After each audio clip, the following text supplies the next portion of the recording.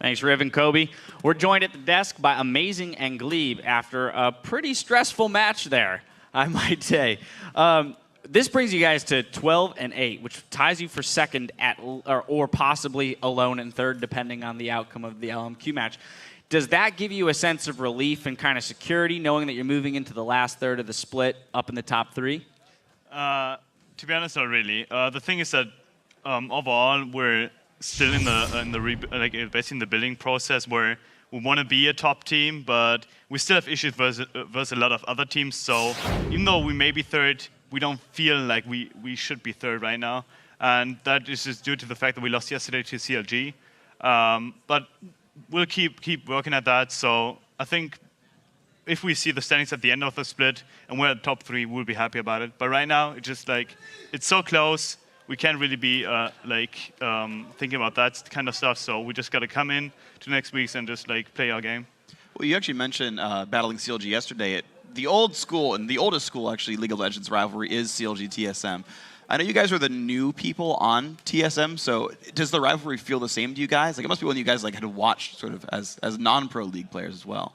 Yeah, I feel like the rivalry still exists even for us. Although we haven't been playing versus them a long time, like other members of TSM, Dyrus, we still know about the whole rivalry, and as fans before, we would always watch it. So it's still really big when we play CLG. We want to do our best to make sure we can win. I mean, for every team, but especially with CLG because of the rivalry between us. And it seems you guys play it really close, honestly. As you mentioned, you're sort of still building up. Seems like a lot of teams are building up this split, and no one feels 100% confident in their own team. Is that fortunate for you guys then that everyone else is rebuilding as well, that you're able to hold up, or do you think that you're kind of still this incredibly strong team, and that the rosters that have stuck together like C9, you're still holding edges over them as well?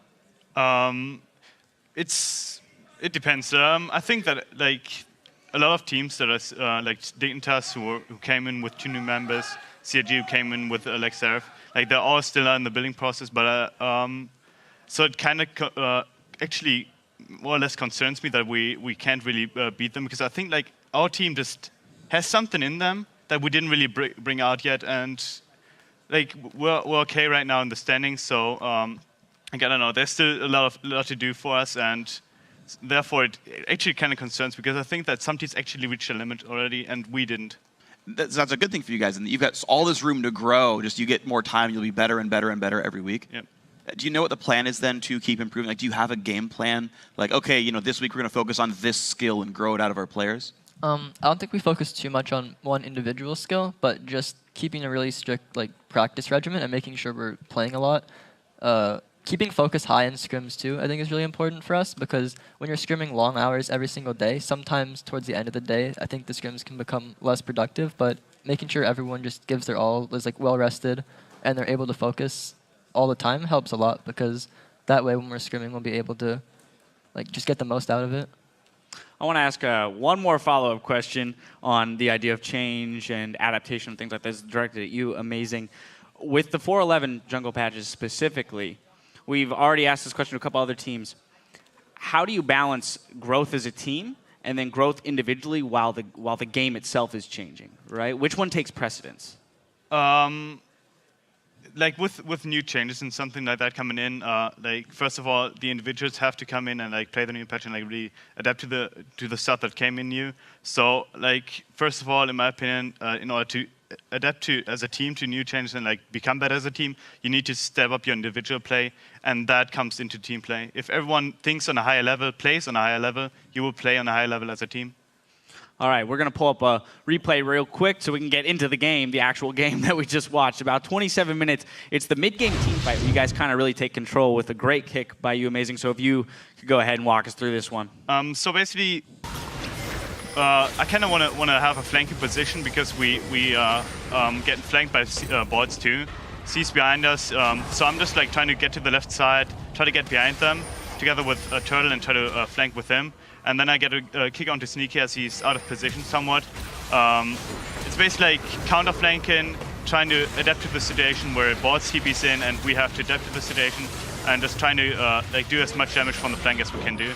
And we hit a lot of spells. We put out our ultimates and really catch people off guard.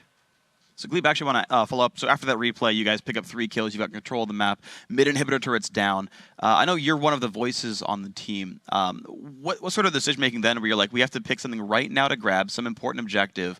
What goes through your mind as you decide? Is it Baron? Is it mid? Is it another turret? When deciding between like different turrets, Baron, things like that, there's a lot to put into consideration. One thing if they have open inhibs though is that if we just get the Baron buff, once we back, we know we'll be stronger. So it's really easy for a Baroned up team to rush down an open inhib 5v5 because and with our team comp, we were stronger in 5v5 fights. Tristana had gotten enough items where she was putting out a lot more damage than Lucian, and if we played around Syndra and Tristana, we were just gonna win the team fights. So going for Baron was pretty good like that. And then another thing we need to be wary of too, which actually happened in this game, is when we're getting objectives, we have to make sure the other team really can't get too much in response. A lot of times we actually did give up some towers and even I think the inhib at one point this game while we were getting objectives. So just making sure we know how many people we need to get something helps out a lot too. If we can do something with one less man, then maybe we could have defended the inhib or made sure that we didn't lose as many towers too. So when that situation presents itself, where you're taking an objective and in exchange you're watching your own inhib disappear, on a macro sense, who's making the decisions, one, on whether or not you're going to send somebody back and defend it, and then when that's happening, how much do you kind of have to rely on instinct or individual skill so that you can focus on the macro game? I think for the most part, Buri and Amazing make a lot of those decisions. They often have the final say on what we're going to do in game. And after that, it's just up to all the individual players to make sure they can like follow through those calls and then make them happen. So then, Amazing, then to follow up on that one, so then when you're one of the voices for endgame, how much is it you saying, okay, well, I can flank this lease, or like I can flank this fight here versus I need to watch all the minion waves, see which lanes we need to look at? Like, how do you balance playmaking in the now versus what's happening a minute from now? For me, it's just like when I'm basically trying to playmake and like try to play the macro game, I'm just trying to like call out, well, I can flank from here, but like also we have to consider these waves and stuff like that. So it's basically just like me taking a spectator perspective where I'm just like trying to like analyze the game from afar, and that's something that Bjergsen actually does better than me than I do. He's even better at that, and like he does the most of that kind of stuff where he balances out team fights and really positioning team fights with the macro game that is the wave positioning. All right, well, let's talk about some stressful shot calling as we bring up the last replay, which is the final. It's going to be kind of a long clip, right? They push into your base, you guys fight them back, and make your charge all the way down to there. So just kind of walk me through the high-level decision-making here that has to come with this kind of a fight. Okay, so at this point, we're looking at our death timers. We knew Turtle was coming up soon, so we knew as long as the other 3 survived, there was no way they'd be able to end the game. Our main goal was just to stall out and wait for Turtle, and while this was happening, we knew that we had mid and top inhib down, so the waves were pushing into their base, and the only thing going through our minds right now is to just chase them down and stop their recalls, because we have minions swarming into their base, and death timers are so long at this point that if we get a few kills, we can group up and just end the game, and we're able to find Meteos. I think a little bit down the lane, Bjergsen finds High, or I guess Amazing does. We get the kill on him, and after Meteos and High are dead, the whole team just rushes down mid, and we can end the game. And at that point, you know it's over. Yeah, we're still looking for stragglers too. I think Dyrus wants to chase down and make sure that as few people get to the base as possible. It just makes it easier to end the game that way. And finds Lemon. Lemon's too low, and Dyrus can just pick him off and then regroup with the rest of us. How surprising was it to you when they decided to push past the inhib and try and end that game? And like, how much does the shock factor of like, wait, they're really doing this? How much does that make you kind of go, wait, can they end it? You know? Is that a fear of yours? At one point, it was a bit scary thinking whether or not they'd be able to end the game, but as they started hitting the Nexus towers and we saw how soon Turtle was coming up, we knew that even if they tried to do it, it was just like a desperation play, and we'd be able to pick them off and then just win right after.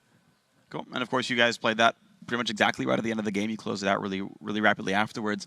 So we were touching a little bit with you, Amazing, about 411 changes, keeping up with changes and whatnot. Glebe, I want to talk to you a bit about playing in the bot lane, because they're seeing a lot more of these late game hyper carries, Tristanas and Kog'Maws, that are now super popular for the AD carries. As a support player, does that change your play style any? Like, does Braum become even more important to protect them? Like, things like this. Like, what do you do when you've got this sort of different roster of teammates now in the lane?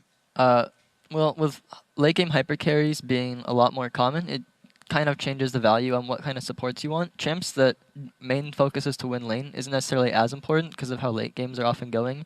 it's good to have champions that can protect AD carries really well in team fights. Like Braum, you said, is really good at protecting a Kog or a Tristana. He can just turn his Eon and be a giant wall that blocks, all incoming projectiles. It makes it really hard to deal with.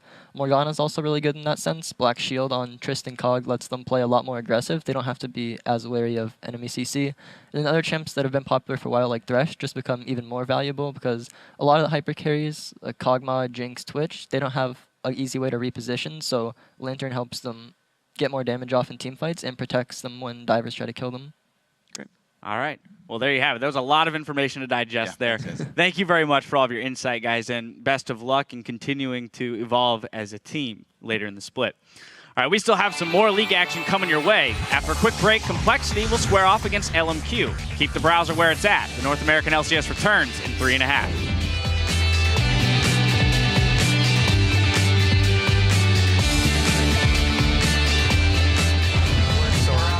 Heaven that we can't reach if we're trying.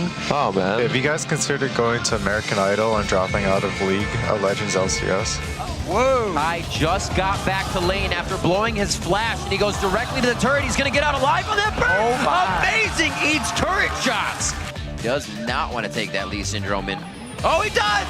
Whoa! He got sneaky! Amazing! Bringing a little bit of the EU love over it. Oh, snuck just out. Bjergsen hits the ultimate. Oh my gosh! He gets out with a sliver of health by the skin of his teeth. He's trying to heal himself back up off Race. The fight is still going on the other side of the screen, though. We got one going down. Sneaky comes in for his own retribution kick.